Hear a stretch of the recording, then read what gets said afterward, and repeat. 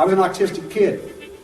My father was a drafted United States Marine, an incredible man. I come from an incredible family. My uncle stood on Omaha Beach on D-Day. I grew up on a huge ranch out by the lake. He was a beautiful, incredible person. He was at Pendleton, combat ready, and they were human guinea pig. They were marched into the trenches in Nevada. They're called atomic veterans. He nearly died at the blast.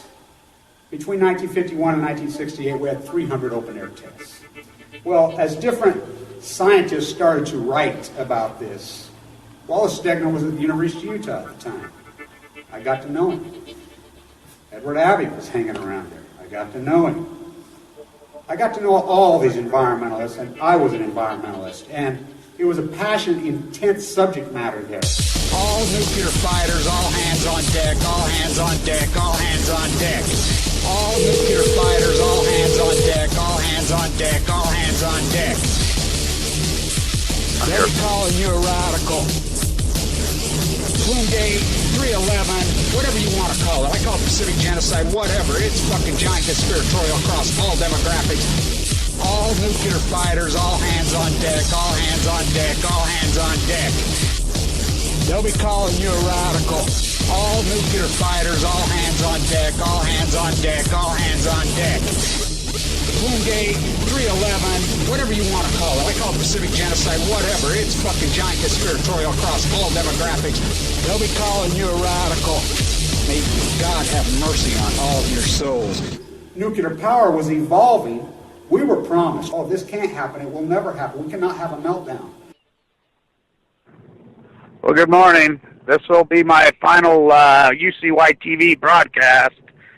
This is it. It went on too long anyway.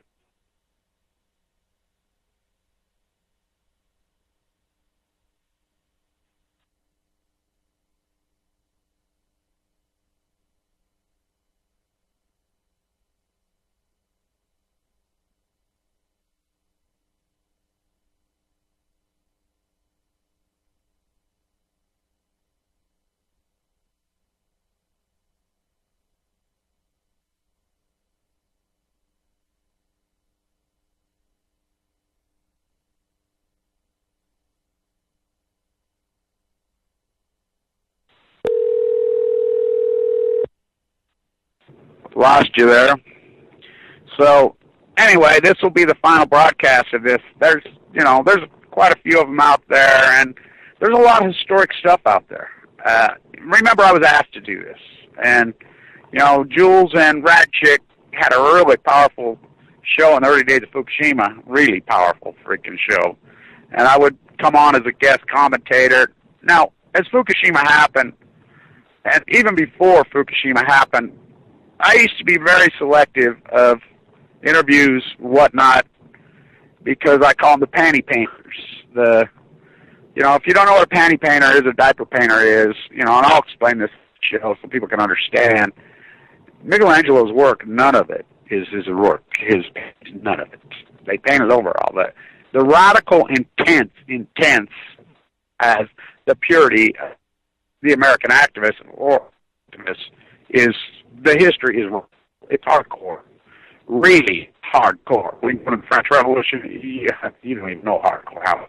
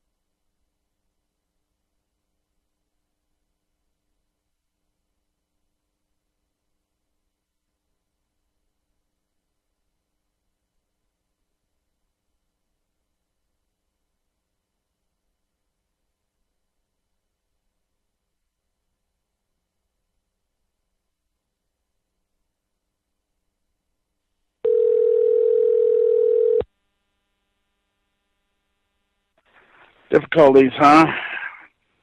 So, bad connection, which this has been it's been a tough gig the whole time. doing this. So there's some historic footage out there. It hasn't been tagged. I mean, some of it will be.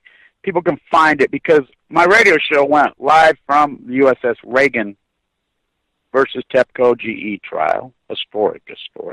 Live, the only media, the only live show anywhere from that, from the Megan Rice sentencing and trial, live at the Shirtwaist event, live on the coast of California as documenting all this death in the tide pools, whatever. I mean, there's some historical work out in the street. That's where we meet. Live from the original inauguration of the Million Mass March that the Fairhurst cousins and myself started.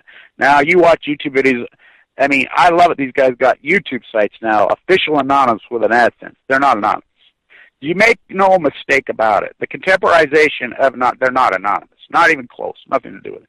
Anonymous is hackers. You know, grassroots hardcores. And really fucking hardcores.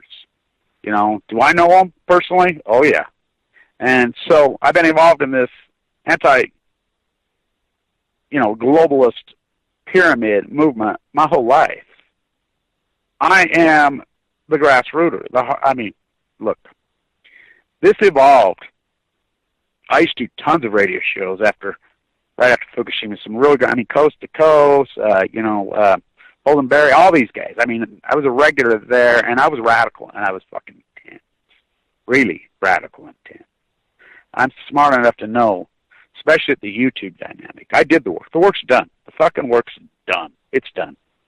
It doesn't matter now. It's branded in history. It's become part of the American psychic and culture. The truth, because I knew as the activist community, it's like when I was a plaster for all those years and I was a derivative trader on Wall Street. And people would apprentice under me. And they wouldn't apprentice long enough. And then they just go out on their own. And I say, that's fucking so dangerous. You've got to apprentice a long, long time. I started trading cattle futures in the fucking pits and right here. My uncle's carrying in suitcases of $100 bills. I mean, in the cattle futures pits, the biggest ones in the world right here in Ogden, Utah, at 12. At 12 years old. I could do the Delta formula by 14. I mean, my derivative arbitrage career was in full flight by the time I was even fucking 20. There was no such thing as an option. You know, and then when options came around. So my hawk and trowel went into my hand at a very young teenager, out on the landscape. I grew up old school, really old school, with Danish philosophy, grandparents, and parents. My father, the drafted Marine, the amazing wit, the fucking genius that he was on the fucking landscape, you know, with these incredible sets of grandparents. I got to see the landscape. I got to spend my life in San Diego County, Weber County, on the ranch, riding some of the best racehorses in the fucking world. You know, out on the landscape. Nobody lived out there. Nobody. I mean, the Boondocks. The greatest flyway in the world right behind. And I had Danish philosophy parents and grandparents, which means they just cut you loose. I mean, fuck, I can remember being 5, 6 years old with my dogs and a little knapsack and going for days. You know, in places, my dad, don't get over there, there's quicksand, kid. That's very Danish philosophy reason of children. That's how they do it. You go to Denver, they want the child separated from the parent very early. You know, they have their bonfires where the kids actually can light the fires, whatever. They want them to learn by experience. The Buddhists call it walking meditation, and you can't learn it. Once you get to a certain age, it's unlearned. Unless you're out on the landscape, involved, the grassroots activists, it won't work. Now, information needs to be moved, and it's important. And that's the genre that has evolved. Look, podcasts and when I really got involved in the early days when they were hardcore grassrooters, anonymous type stuff. And it's a natural evolution. Make no mistake about it. As any grassrooter evolves, it becomes more contemporary. Now, the contemporary activist community is historically proven to be a gargantuous, massive failure. And it always is. As soon as it gets contemporary, you better run the fuck away. You know, and that's what so much of internet radio is now. Some of it's good. I mean, it's important, a lot of it, because the information has to be passed around. Yet, when it becomes contemporized, it's like when I was in Los Angeles this year. I told a really hardcore grassroots activist that I've been involved with for decades. I was asked to shoot those that footage in Skid Row because no one dares do it. Because people get the fuck beat out of. I mean, this young woman who was doing her, documentary film was beat to death. I said, I'll fucking do it. And I was talking to this, documentary filmmaker down there, a guy who spends his life inside the California state penal system, who was a gangbanger in the manufacture. This guy's fucking genius, by the way. One of the few that didn't get life and came out. A guy who's committed multiple murders as a 15-year-old and 16. This guy is fucking hardcore as a gift, but, learned how they manufacture, and he got set up as a teenage boy. He's one of the very few. He's one of the very lucky few that they didn't throw the fucking key away. And he spends his life as the activist in the penal system. I was with him, and I says, watch this, the Diablo Canyon dynamic. And I says, I'm getting a little bit too contemporized now, my style, whatever. So I'm going to do a video right now that's just going to violate people and piss people off so they'll run away. And he says, really? I says, yeah. Look, we can't, the contemporary culture is what it is, and it's disgusting. The contemporary culture in this country it's all popism. It's still all popism. When I went into this, before I got cancer, I started this YouTube site working on my PhD. I'm a finance guy. I'm a plasterer. I'm the socioeconomist. I'm the artist. Always the artist. Blending it. My thesis was this. And I've been arguing, and then I have a major, major fight going with this university. A major fight that's ongoing in litigation. And I would like to say this because some people fucking called the university and used my social security number, and identity theft is felonies. They're felonies. Caused a lot of shit at the university for me, which, I don't have enough started there. Understand this. I came home to run the MBA program because Clyde Cooley got mad cow and his brain died. The number one program in the country undergraduate. It was brand new. There was a deal struck with me to be given the first MBA. There was some people that there was a philosophy when these marquee professors died to switch this from money to supply chain management to report in China. And I was stood up against it. I'm like, fuck you. So the people, they stripped it's an ongoing, long litigation. I was on their board managing their endowment. I begged them to hedge their fucking General Electric stock portfolio. The people. So it's a major fucking ongoing dynamic fight that's been evolving there. So my PhD, I'm like, look, traditional PhDs have nothing to do with universities. They have really nothing to do in peer review. In fact, they're the opposite. A traditional PhD, historically, they're Latin words, pseudo de facto. The traditional PhD is the doctrine that becomes the doctrine. That's why historically they were so fucking rare. So, number one, you had to hypothesize a new knowledge. This evolved into something that I did not think it would evolve in, which was plutonium and the Great Western Drought and the Great Pacific Genocide. My cancer, maybe the greatest PhD in human history. And so, my thesis originally, clear back then, was an argument with another professor. I'd listened to Elizabeth Warren speak on there was a major, major fight through the anonymous groups, through digital thing, when YouTube was, nobody even knew what the fuck YouTube was. Everybody was online using chat rooms and anonymous names and everything. There was a major fight. What is digital? What is it? Are they paintings? Are they literature? It was a hell of a battle. It made its way through courts over and over and over and over because people were stealing intellectual property. Well, it was finally ruled by the United States Supreme Court that digital copyright mirrored literature copyright. They just took literature and they mirrored and said, that's it. Publish. That's why it says publish on YouTube. Those are hard. As soon as you get 2 views, that is your copyright. And I've always known that. That's why I've never had a YouTube fucking strike. Never had a copy. I know about original content, and I know about fucking, publish, and I know what it feels like to be stolen in art, belittling. I know what people fucking do. They've done it to me my whole life. I just laugh. It's been done to me for years and years and years. The panty painters. They come in, they apprentice, and then they think, well, I'm it. Okay. I've watched it. I've watched them. Because the journey is long. I was not born with these scars across my face. I will quote my father, the brilliant fucking genius that he was, and oh, was he a genius. The Special Forces guy. Physically, mentally, and incredible. Shut up, boy. Get the fuck to work. You're way too pretty to have an opinion. And he'd be laughing at the side of this fucking thing. My friends would say, this guy's something else. Yeah. I knew. He knew. But the path is long. The wisdom takes fucking blood. The wisdom takes pain. The wisdom takes fucking the fight in this fucking American literature landscape. That's just the way it is.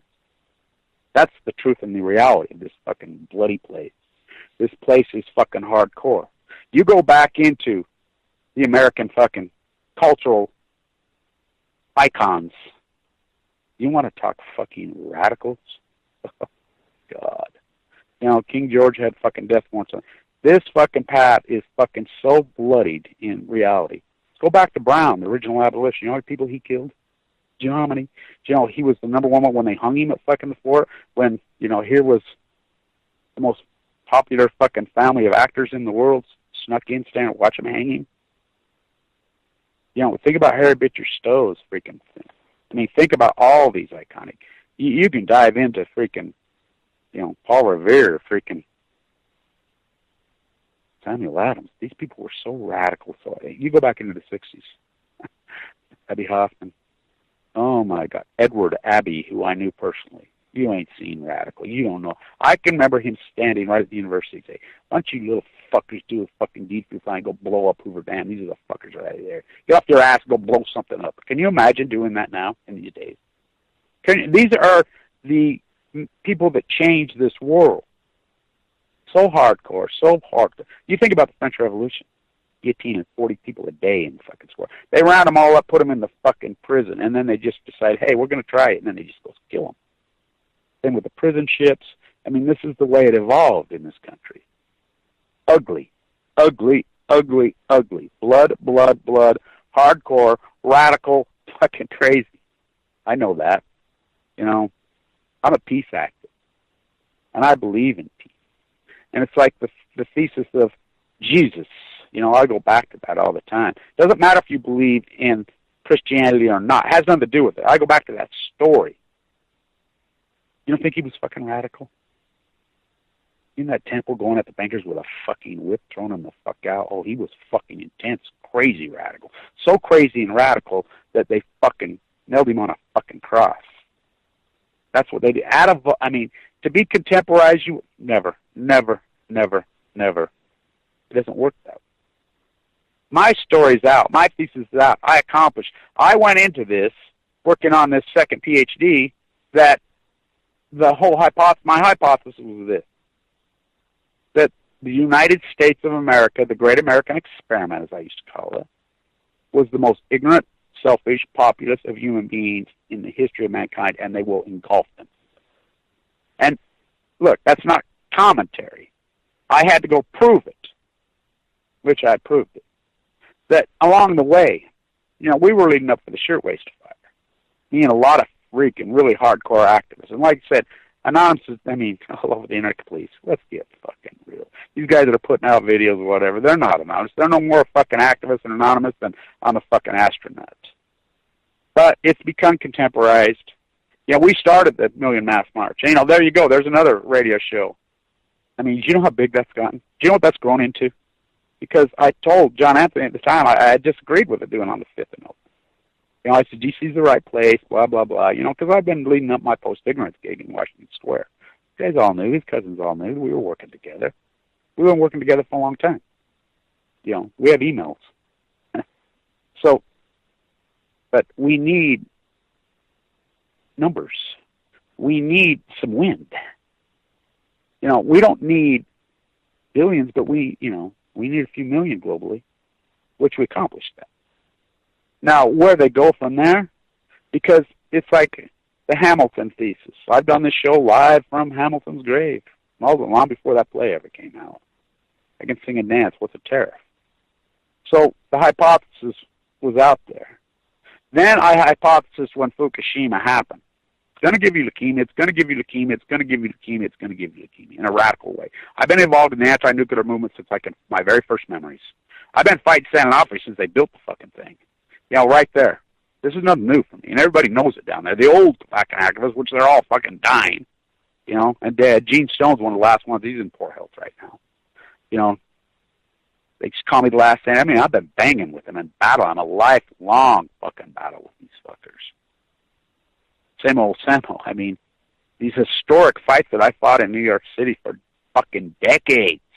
You know, here in Utah for decades. You know, because I don't fold up. I won't go where the sheep go. I won't go. You know, I'll stand on my principles and on my integrity and on logic. You know, I'll walk with the Buddhist monk and develop even more logic. There's the separation from the landscape, the separation from the ecology. Because people grow up in subdivisions and apartments and houses, they're not connected because it's called walking meditation. You have to be alone and you have to walk. You know, and could it be developed? So, it's going to give you leukemia, it's going to give you leukemia, it's going to kill fucking millions of people. It's going to genocide the Pacific Ocean. It's going to genocide the Pacific Genocide, black and yellow media hordes, science fiction, economics, all mine. I mean, thousands of them. I hypothesized that. You know, it's going to create a new energy, which I call fructonium. It's going to kill the plankton. You're going to have an ecological chain effect that's going to fucking take the fucking Pacific Ocean. I've never said the Pacific Ocean was going to die. I've said the Pacific Ocean is so much bigger than we. The Pacific owes its internal powers that she'll fight back. That's what I've said. I said that the Samo will collapse in 2016, which they collapsed. Everything I hypothesized won Prophet Blanch on Balco. But you have to do the field work in a PhD. And traditionally it was 3.5 years at least, field work. You know, I ended up with over 5. You know, the central line, staying on benches. I think some of the things I did, you know, and people ask me to. I don't know how I did it. You know how critical condition I was? You know how sick? I don't think people have any fucking clue. I don't think they have any clue how fucking sick I was. Remember when I went to Eugene, Oregon? You know, I mean, how I didn't fucking die up there. Some of the places that I stayed, some of the places I'm like, what the fuck? You had to be insane. How did you not die? Even my daughter says, it's unreal. Just like I hypothesized right here, I'm up here on the mountain hiking today. I'm up here, you know, the big group. So there's a surgeon who, I was right here in South Florida working right here on a roof, and we got hammered by the plume of Fukushima. And we had a major outbreak of cancer in the fall of 2011, 2012. Major. And it's just killing. So there's a guy here, and this is the story over and over and over and over. A lot of people inside the hospital, because I participate in my community. I participate in survival dinners, in things. I'm everywhere. You know, if there's something that's going to help this cause and fight this cancer, I'm there. So I start to find out about these different people because they keep us separated in hospitals. Well, there's a guy, a surgeon. You know, he's the most accomplished man in the world. He'd sit and tell you, okay, yeah, you're a heart surgeon. You know, I'll tell you about heart surgeons. Let's talk about Thomas, my uncle. You know, let's talk about, so I would say, well, you know, this is how I'm fighting OS de novo, which is the death sentence. Radically, intensely, hardcore. And I want to say this, because I've gotten cards and letters, and I've gotten lots of phone calls over this path. This radio show, I know for a fact, has saved lives. Because, I'll never forget it, I got a call one day from a woman. She's 63. Kevin, I got AML. I know what the treatment is. I'm a registered nurse, was for years. I got AML in 2013. She says, I know the treatment. I know at my age. I know what it is. I know how hardcore. I know how fucking brutal it is. No way I'm going to go through that. You know, I was just going to lay down and die. But I saw the videos with you and your grandson. And I thought about my grandson, who I love and adore. She says, you gave me the courage. I would have never even considered doing the treatment without you. She says, I went in and I did the exact treatment you went through. I had a bone marrow transplant. I got down to fucking nothing, 80 pounds. I watch your videos every day. They inspired me in my fight. I'm so alive. I can't tell you, every time I hug my little grandson, how much you mean to me. I've had those calls multiple times. You know how many people have been in this radio show and site that have death sentence cancer. That's what people don't understand. They don't understand the death sentence called cancer.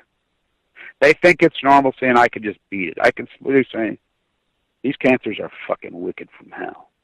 So this guy, I'm like, Jen from the Standard Examiner, I'm friends with her. She got sick at the same time. So many of these, Carla, Paul, so many people. So especially some of these ones, this guy right here, and I'm like, oh no, the luxury good of death, and Huntsman, I'm like, whatever. Non-Hodgkin's lymphoma aggressive, which is such a fucking aggressive, hardcore disease like AML. I said, come on, I hike Malin 3 times a week. I mean, come on, I'm intense. I mean, just go through my routine. Go through my walking meditation. I used to do this fingertip meditation for this girl that I used to know, and that comes from experience because, it didn't have to. I mean, my memory was there because of this incredible, sexy, beautiful, amazing female that I was involved with for years. Would tickle me, and I would put her, she's dead. And so I would put her fingertips on me and go through this thing to get this chemo out of me, to get this cancer out of me, the intense fight. I go through this routine that was so incredible. I look back on it. Wow. Stand naked inside the sun and let the sun go right on the tumors, on the mountain. So, the meditation, the hardcore meditation, the diet, what militant is fuck. The traveling, the hardcore, give up so many times where I would just break down. Walking out on the car. I don't know how the fuck I did it. I look back on it, I'm like, I couldn't do it again. If it came back, I don't think I could. The strength of the fight. And I'm like, come, go through my routine with me and see if you like it, and I developed it. I'll write a book just about that one day. Oh no, fuck, okay, gotta be going right back to this fucking same thing. Getting overweight, no hiking, no fucking exercise, the fucking same cheating on the food, fuck God's will, everything. Oh no, the arrogance. Arrogance is the number one killer with cancer. The enablers, loved ones of people around him. I'm all this because they said that I'm all this. Again, my logic, my Danish philosophy, my intuitive mind. His obituary's in the paper today. Amazing. I'm it. The only one, the fight. I grew up in the old style, out on this fucking ranch, really the old style. Huge fucking ranch with these amazing fucking grandparents. I grew up in this old Western fucking romance. And it wasn't about Johnny Got His Gun, a Dirty Harry movie, or a fucking Bonanza episode. It was about the birds and the landscape and the ecology. The romance with the ecology. Grew up watching the real Pacific Ocean. Watched the exploitation of labor. Watched the exploitation with that hawk and trowel in my hand. I remember I would never switch to the fake stuff. And everybody says, you're missing this boat. I said, this boat's going to sink. But everybody went to it, and it hurt my business. I would not exploit labor. Everybody went to exploit illegal labor. It's just you can't compete. Okay, go ahead. Not me. Not me. The contemporary, the panty painters, whatever, I'm an artist. In the purity of the fucking artist, if your art's going to fucking stand Jackson Pollock, you're going to go through incredible adversities.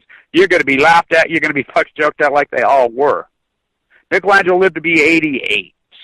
He lived in total fear. There's a new bunker that's been found in Italy just recently where he hid for years and years, which he painted. Every one of his paintings are painted over.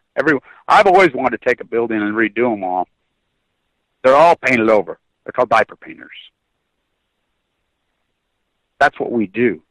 We fucking panty paint. We boil the frogs. We contemporize, which is a natural evolution. You can't help it because we're so postured and groomed by popism. We're so postured and groomed by money.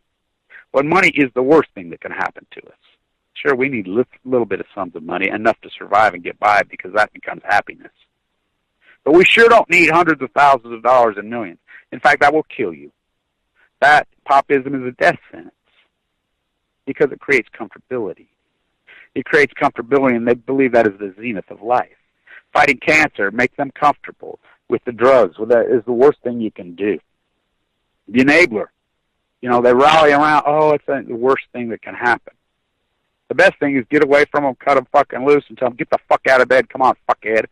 Stop fucking crying. Let's fight. Let's go down swinging. But that's not the way it goes. The great American experiment has been a young experiment. And it has been bloodier than bloody. The killing of 100 million human beings, Native Americans who went out, I just slaughtering them, murdering them. The slaughtering of the buffalo. The cutting down the fucking oldest trees in the world. The only place on earth they grow, 96% of them. The fucking sequoias, the redwoods. The slaughter. The slaughter of the fucking animals. But now it's really capitulated with the Fukushima catastrophe. The Fukushima catastrophe has exposed the fake, the phony, the freaking softball team, the Helen Caldecott wannabes. You're not going to be no Helen Caldecott. I can tell you, she started in the 70s when this was very much in vogue. She was beautiful. She's got a doctor's degree. She is a doctor. She's a fucking genius. With fucking so many years of experience, it's unbelievable. She was the second-hand movie star. Remember, the anti-nuclear movement in the 70s when she became in vogue was so in vogue. The beautiful people. This country, because this country had tariffs. This country had a fucking tax rate of 95% on the working class. And this country was communal. They slept together. I mean, they loved together. They picnicked together. They didn't go to a football game and wore Bangladesh gear and fuck around, you know. Sports baseball player, they taught school in the off season. Bart Starr taught school in the off season. Fucking, they made less than 3 times. We turned this to the London system, to the very system that we broke against, the caste system. We evolved this into. Well, this is the most, people don't realize what a cute time. They can't see it. Just like in the antebellum South. People say only 3% of people owned slaves in the antebellum South. 99% of fucking so-called the Christian community, which was the entire community, believed they were doing the right things. We're feeding them everything, which was the wrong things. Up is down, black is white. Now, you remember, Brown was the most wanted man in this fucking country. He was fucking considered a Charles Manson. We celebrate him in the book. You know, the hardcore radical abolitionists. They're celebrated. You think about the fucking collapse in 1929. You go back to the Shirtwaist Fire girls, and those women in the fucking streets, you think they were calm, cool, and collected? You know how fucking radical they was? You know how much blood was fucking spilled? Fucking, how many of them were hung in fucking jail cells in fucking New York? And they fought back. You go back to the collapse and the unions, the exploitation of child labor that went on in the steel mills of fucking Pittsburgh, that went on all over this fucking country. Mormons were famous for exploiting children. You think about San Diego when they lassoed the indigenous people and turned them into house slaves. This is the fucking blood that fucking spilled on these. You know, I have a really great picture of this woman. She's half Native. They tattooed her face. Yeah, after they got done raping her. That French, you know, you watch Revenant, the movie, that's based right here. You know, who's the savages? They come in here and just rape the fur, the fucking beavers, the fucking mink. They just slaughtered them. Savages, the blood that fucking spilled. The fucking mining, the timber cutting, the fucking exploitation, the gill nutting Zane Grey on the fucking Columbia. And we fought back. We became this fucking society, the Great Society post-war, 1945. Because of the blood that spilled in fucking Europe. The nerve gas that fucking totaled these fucking guys out in fucking World War I. This fucking country had collapsed multiple fucking times. In the 1929, this country became homeless. I mean, it completely fell apart. You didn't get food stamps. You went and stood in a soup kitchen fucking line. There was no fucking maneuvering of the interest rate. It was over. Fucking Hoovervilles everywhere, just like it is today. But this is a contemporary culture. You can eat pills and go into a fucking refinance situation. One step away from collapse. The blood that fucking spilled, it was so hardcore. Those children became men that were exploited. People don't know this, and it's not really taught, but you can look it up. It's all out there. In the 30s, how did this great society evolve? These kids, they went to CLOs. They went to corporations. They went to their houses, and they lined them up and fucking murdered them. Man, woman, child. Just like they did in Russia. When they went in there, they fucking, you know, remember what's her name in Virginia lied and said she was Anastasia the whole fucking time? Lied the whole fucking time. They lined them up against the wall, and they killed man, woman, and fucking child. Same thing went on here. Same thing. It was like when Occupy. Why do you think they got so scared? Because they know that. The exact same evolution. They went in. Now, a few of them escaped, like the Vanderbilts and fucking, you know, the Morgans and the same ones that regrouped, you know, and they hid in their fucking places and whatever. But they fucking murdered CIOs left and right. The blood that fucking spilled in the 1930s in this country, fucking the labor unions were born in blood, hardcore fucking blood. Even when we were kids, you can remember those fights. They didn't fuck around. I mean, this fucking, and you think about the fucking heroes of those movements. Oh my God. Radical? Oh my God. I knew we were fucked with Occupy. That's right when I got cancer, when they started that hand sickness shit. And they started the fucking using the term of leaderless movement. No leaderless movement in the history of the world has ever done it. I will quote Golda Meir. Not only is it a teeny, teeny, tiny hind few, it will change the world. That's the way it's always been. Do you realize fucking who those fuckers were? They were living in a sewer. The French Revolution, do you have any fucking clue how evil and how fucking bloody and how murderous that fucking, the blood that spilled? You know, Marie Antoinette goes to the fucking gallows. She never said that. She didn't do anything. That little Vienna girl, 14 years old, she didn't do anything. You know, her parents teed her up to keep the monarchy alive. You know, it's like I'm at the Bernie Sanders rally. People tell me to shut up. Don't raise your voice at a fucking political rally. This is how far gone it is. When this fucker comes apart, it's going to come apart. You know, my hypothesis was on the Great Pacific Genocide, not only will it kill the whales and kill the sea lions and the starvation, all of the hypotheses. I remember when we first started talking about the plume and the dead starfish coming across. You could actually see it. And people thought we were crazy. Oh, it's just whirly-dees going along. And I said, well, what do you think the acidification is in the plume? Look, it's real simple. I hypothesis and I rant and rave it. When this energy, because it's the sun, you go to Livermore, bringing star power to Earth. What happened to Fukushima, Japan, is recreated a sun on Earth. The sun can give you cancer from 93 million miles away. That fucker's 6,500 miles away from California. When people used to argue me about the dead fucking trees, I'm like, I'm the first one that started reporting that because I was walking and I'm out there. And I'm like, the dead fucking trees. Beetle? No, it ain't beetles. No, finally California started, yeah, it's radiation, Kevin.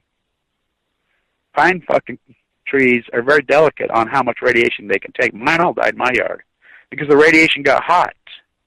Oh, it's just the ozone going. What do you think's depleting the ozone? Boy, then there's water over and over and over and over. I know when they used to argue at Diablo Canyon, and we physically would go out there on boats and fucking use temperature gauges when no one gave a fuck. This was so out of vogue, my fucking activism forever. Fuck, me and Annika used to do our work at the Enola Gay hangar, just her and I. That Russian girl, she's dead. You know, she held up her signs, killed by peace, but she's fucking dead. She's dead. Because I would meditate with her fingertips all over me to get this cancer out of me, and I'd fight and get intense. I'd go fucking hike in places you should never hike. I would take risks and take chances, sleep places there's no way. But I knew there were other people watching. And I knew there were people in this fight. We let Dana, her brother, goes right in the room. She has ammo. She's fighting with me, and videos her and talks to her as she dies. You think about this fucking sight. You think about how many fucking hundreds and hundreds of people, because I tagged all my videos, AML leukemia, non-Hodgkin's lymphoma, these brutal, hardcore cancers that fucking, the survival rate is so incredibly low. Not only is it about death, living, it's about death. To go down in this manner, you have to go down with dignity. You have to go down with faith. And I've been there, and I'm telling you, there's no way to understand it. Mentally, philosophically, you can't even put your mind. It's an emotion no one even knows. Just like I've kicked out the last little while. I've experienced emotions now that I didn't even know existed. You know, the whole hypothesis, I've watched the apathy, I've watched the ignorance, I've watched the popism gone amok. And I said for years in my class and, you know, my work and my place, well, will this all capitulate and come to an end when the baby boomer and the echo boomer are dead? And they're doing a good job of killing themselves. They've lost their sense of community. They've hijacked everything, and they've gone along. Do not kid yourself. The panty painters have gone along with this. The homogenation of fucking the normalcy biasy of cancer. The fucking normalcy biasy of, oh, it's just the earth always changes. Yeah, over millions of years, not in an acute fashion like this.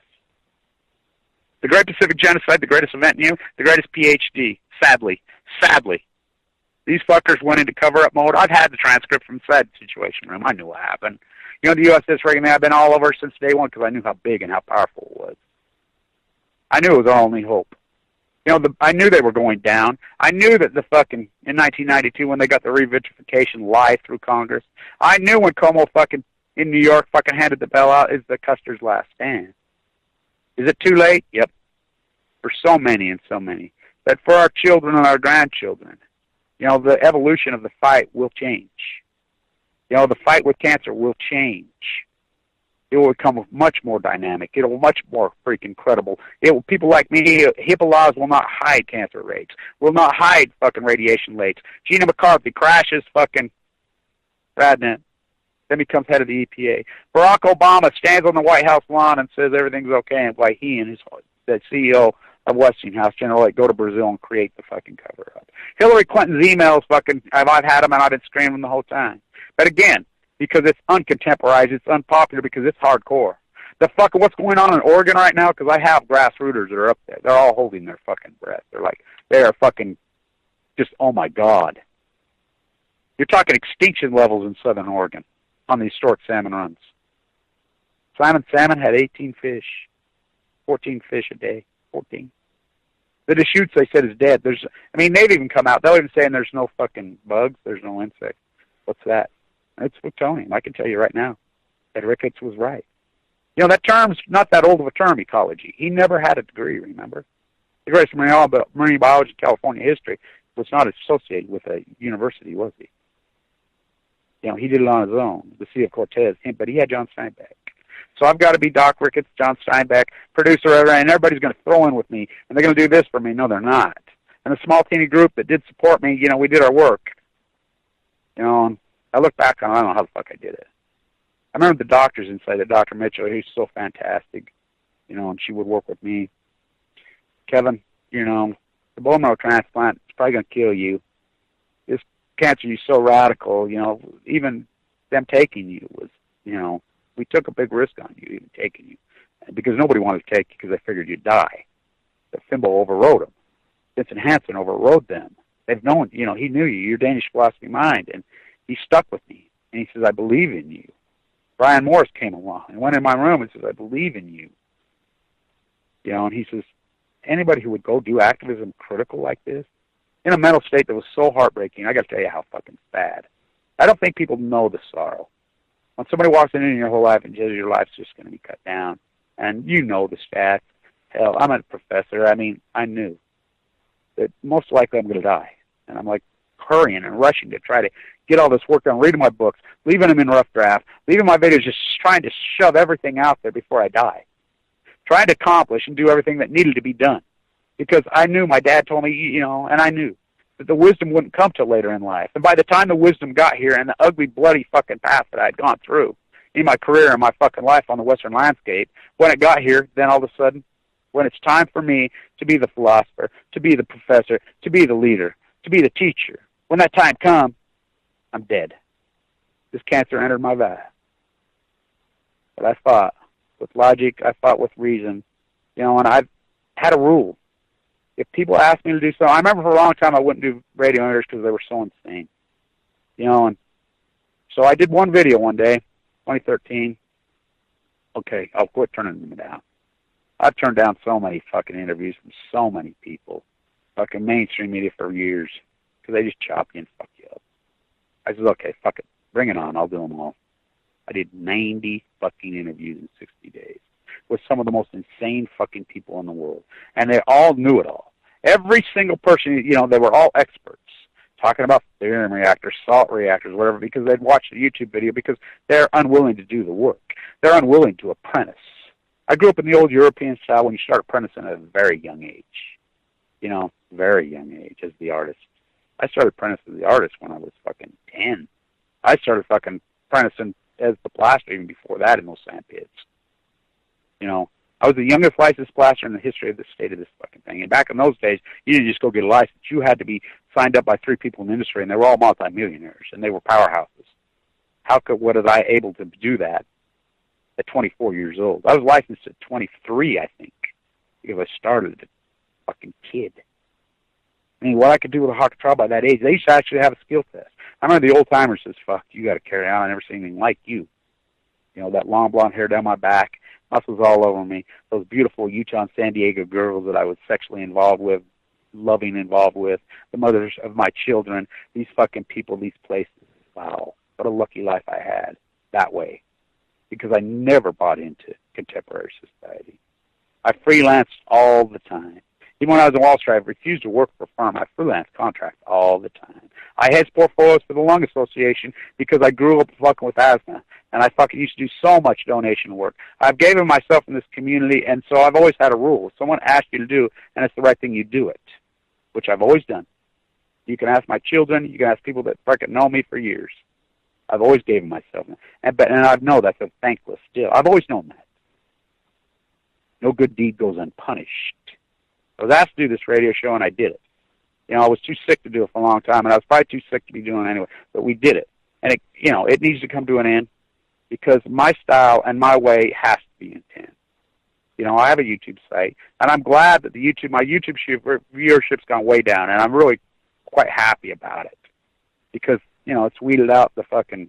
I don't want armchair activists. I don't want fucking weak hands. It's like we met in Vienna, Lee. It's like this. Some of the things that I've done, and I could never tell on this radio show that I've done with my activism career. I could never say. When I'm an old man, statute of limitations all applied. I can talk and I can tell. Some of the things that we've been able to do with my anonymous friends, the real ones, with the people that we've been able to do. I'll never forget New York last year.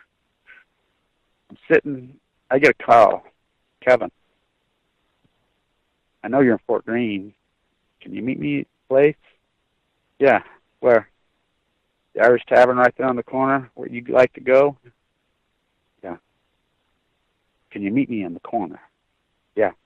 That's all. Have a red hat on. I'll have a bright red hat on. All cap. Okay, bye. That's what Logan said. So I go over there, having a beer. He comes in. Kevin, you need to stay in New York. Your life's in danger. A million mass march, your life's in danger. There's going to be some shit go down. Now, you do know the head of RT, the president of Russia today, who was Putin's buddy, who Provad whatever died that day in D.C. I think it's one of the biggest untold stories ever. It's kind of like the death of Aaron Swartz was so untold. Say, I'm like, well, I kind of want to anyway because I know there's this small fucking group and I know they're going to kind of show up. So we started to kind of organize a little bit in the morning and, went on all day. There's no videos out there of us walking through the garment district. A group of about 100 of us, which is really powerful stuff. I can't believe what we got done on the slavery. But so the hardcore, radical grassrooters, they all came. There's about 100 of them, maybe 150. I mean, really, the best of the best.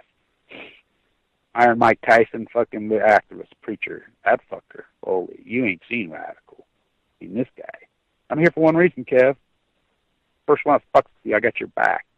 Okay? I'm glad you're not mad at me.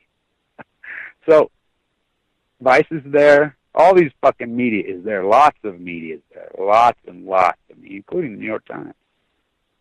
We're whispering to the crowd. We'd already we're ahead of them. We're way ahead of them. So Vice reports, and I did an interview. And they try to play I got you. They can't play I got you. Well, what's your fucking answers? You got no eyes. The fuck I do. I'm not Occupy. We want tariff support. We want enforcement of antitrust law. I just rattled it around. We want fucking nuclear reactors shut down, and we want fucking enforcement of we want Price Anderson pulled. I just went off. Boom, boom, boom, boom, boom, boom, boom, boom, boom, boom. I've got answers. Same answers Hamilton had. They're not going to print that. And so he prints, I knew what I was doing. We passed the megaphone out. It says, I go this way, you go that way. We just kind of all go together, and then we slowly fracture off. Don't let these fuckheads know where we're going. Because the police presence is overwhelming in New York. They'll call it the goon squad on us. We'll get nowhere. It'll be ugly. Got to be very careful. So fracture off. When we get on the subway, we'll meet in an hour and 20 minutes at Fox News. Okay. So everybody fractured off. Everybody thought it was over. Get on the train, go to Fox News. We cut them so off guard. It was unbelievable. It was so perfect. It was so beautiful. You should have seen their white shirt there. Their fucking queen fucking loving bitches, private security. Because they're fuckheads. Their private security there is fuckers. We got in there. And then they come out and they tried their intimidation tactics with their private security. Not with this crowd. We had, you see the people. Well, they come out and they're right in their fucking faces. Fuck you. And they get right to the line. I cross this line on public thing and you attack me, I'll fucking attack you back, fuckhead. It was so unbelievable, and no police was there. They didn't know. Oh, they came, and, I talked to them all. They were great. Most New York City police are fantastic. I'm friends with a lot of them. Another one, his wife used to cook me dinner every time I go there. In D.C., one of the head Washington, D.C. police, he'll always come up in his car when, we're walking in the streets and doing our thing. Here, Kev, got your juice. We don't need you dying on us, because everybody knows I'm a peace activist and it's about cancer. Because the top of the pyramid is our environment, is our health. I hope this radio show has helped people to live. I know that it has. And to die with dignity. Because we're all going to die. Isn't that God's plan? No one gets out alive. I'm a big believer in life and death. I believe in Danish philosophy of raising of children. I believe in Danish philosophy of medicine. I've always believed in it because that's how I was raised as a child. And it always works. I believe in the intuitive mind. And I have a strong intuitive mind. I believe in the walking meditation. I believe in the fight. I believe in the fucking spirit. But is it broken me spiritually? Almost. Has it took my hope away in humanity? Almost. I feel so much like Michelangelo felt. I used to love to read his things. Please let death come now. Freedom Eisenblower, as I talked to her, how intense she was, how radical. Oh my God, you think about her. One of the most famous people in Austrian history. She stood up to Hitler. Do you realize how radical that young woman was? She was so radical, she was chased out of the country. They tried to kill her. They wanted her dead. She had to hide. she told me sleeping in the fucking woods, fucking starving to death. Had to fucking get out of the country and hide for a long time. She's probably the most famous she could be the most famous activist in European history besides, maybe the French Maximilian gang. The Great American Revolution, the Great fucking Textile War. So you're the little lady that started the Civil War. Do you realize the fucking blood? Oh my God, it's like, the romanticizing of the blood. Oh my God. This violent, it's still violent, but now it's passive aggressive violence. They do it in hairspray. They do it subtly. And they do it. This is the greatest event in human history, the Great Pacific Genocide. The fucking meltdowns of Fukushima, no one gives a fuck anything because the frog's been boiled nicely. Because we do live in the most ignorant populace of human beings in history. Now, how can that be with social media? Because that's why, because of social media. I want you to go through YouTube and see the insanity out there. See, the vloggers, the bloggers, the regurgitators, the fucking, the podcasters, the babble. All we hear is Radio Gaga. The insanity, how insane. Hillary Clinton's a robot. They blew Fukushima. It's a false flag. The insanity. The disconnection because they're never outside. They're never around. They don't see all the insects and the bugs are dead. They don't see the fucking dead fucking animals starving to death coming up fucking to you crying. I saw fucking starving to death sea lions, elephant seals, baby ones with tears in their eyes. By the hundreds. Coming up to you just begging for, trying to eat dirt. Watching them starve to death. I watched it. I watched fucking whales wash out. I remember I was walking to Half Moon Bay. My cameras were both fucking broke. I fucking had it. I'm up above Santa Cruz. Fuck. I'm like, fuck. I'm out there fucking naked. I'm up before the sun every morning. I do my routine on the ocean. Go through this meditation with the sun on me on the Pacific. And I work it every day. Get the sun up and the sun down. Right as the sun's coming up, I watch the fucking military co-ops come along and clean up Fukushima debris every morning at 3 o'clock. Told multiple times over and over and over and over. We got detection devices. They all know. By the way, the Navy all knows. The real numbers of the western United States in radiation, the Fukushima, and in the ocean, they have them. Barack Obama made them stand down. He's commander-in-chief. One guy. That's what happened in the Situation Room. They radiated fucking 1.2 million of their own fucking people. This is nothing new. This is what the United States of usury does. They did it to my dad. Human lab rat him in a fucking cage in Nevada. They knew they would kill him. They didn't care.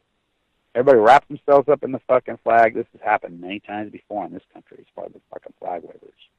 And the fucking, born on 4th of July. The co-op of fucking media, the co-op of television, the co-op of fucking publications, of fucking literature. They've got it all. They've never fucking circled the monarchy's never been so tight up. When we have the fucking social media genre that we have out there. because of the insanity and the ignorance. Because people want to watch fucking 5 days of fucking YouTube videos, whatever, and they're an expert. Because they have no connection. They have not fucking walked through the valley of shadow of death. They have not been on the landscape. They have not gone hiking. They have not fucking been out there. You know, there's no connection with the landscape. They grow up in a subdivision. They fucking go in there and they regurgitate, and they have no connection. See? And they might go for an hour walk here or there. But the hardcore grassroots fucking environmentalists and activists, where are they? They're all dead. John Steinbeck. Where's the sardines? They're in a fucking can. Not the painting of the soup can, the idea to paint the soup can. But then you have to paint the fucking soup can. I hope I've been able to inform people. I hope that there's been some people fucking, you know, that have survived and walked through this valley. I'm not a panty painter. My work will always be rough cut, organic, and raw. Like a Pollock painting. Like a Michelangelo nude fucking painting on the fucking ceiling. So it's always going to be. You know, it's always going to be. You know, it took 300 years for his fucking work to be fucking exposed. You know, you can go back to the real blues. You can look them up there online and listen to the lyrics of the real blues in the 20s and the 30s. Do you know how hardcore and radical those lyrics, be considered pornography today. How hardcore and radical. Think about, you walked into a pharmacy. Cocaine was legal in this country. All drugs were legal. Methamphetamines was fucking legal. Everything that is organic and hardcore and rough, it slowly gets commodity. But that's the natural process. That's what's happened to the internet. Now, I'm looking for a new format, but YouTube, we can still do it because it is published, and I know that. As soon as I click publish, that's mine. That's been ruled by the United States Supreme Court. As soon as it has 2 views, you do not have to monetize it. I never had an NSEX account. Don't want one. You know, it's been organic as organic. It's like a mutated sunflower blowing in the fucking wind. It's Van Gogh. Van Gogh never sold a penny. Did Van Gogh kill himself or was he murdered? Looks like he was probably murdered. Did Andy Warhol fucking just die? They'd blow his fucking, split his organs with the water on the thing. Very simple fucking explanation. You know, Jackson, crazy madman, crashed into the fucking tree. Robert Smithson fucking makes the jetty and then crashes the helicopter into the fucking pit of Texas. But remember, Michelangelo made it to 88. Picasso, even older than that, Picasso. Pablo Ruiz was his name. Remember his best friend killed himself over the girl? You know, in the salon. The salon's over. The salon slowly started to turn into YouTube or podcast, but that's gone. It's co-opted. Just like the Hare Krishnas did, the pedophiles moved in. Just like the Mormon thesis here, dancing on the fucking desert, my grandparents, fucking the communal love, the pedophiles move in. That's what people do. That's what the penny painters do. They see organic, they see purity, they see hardcore, they move in. They don't even know they're fucking destroying the entire fucking nature of the true fucking revolution. They don't know they're doing that because they're usually abused children. And their subconscious, that's where they go. They try to attach to the popism, to the organic, to the fucking rough cut. And then they try to homogenize. It's like a relationship. One stalks the other. One dates the other. I've never been that. I've always been, my grandma, which girl are you hooking up with? Whichever one picks me up. You know, the love is grown mutually. One goes after the other. Asks them to do something, goes after the other. Then tries to groom them into what they want them to be. Which, that is what a relationship is, right? That's what marriage is. That's pragmatism. That's how it goes. And it's usually one dominates the other. But that's just the way it has to be. Or it's not going to last. Not me. I'm a hopeless romantic. I'm always with the purity belief. My ex-wives will tell you this. Both the beautiful, incredible, amazing women that they are. You know, I don't talk to them, whatever. Kevin, you dug in. You're hardcore on your fucking romance with the environment. You're a hopeless fucking romantic. You know, you believe that, you got this Danish philosophy that you believe the girl, the beautiful girl, and the beautiful fucking boy, just whoever you are, just magically come together and boom. Truth on the Tracks you can catch every Monday night and Friday night at 9 p.m. Eastern Standard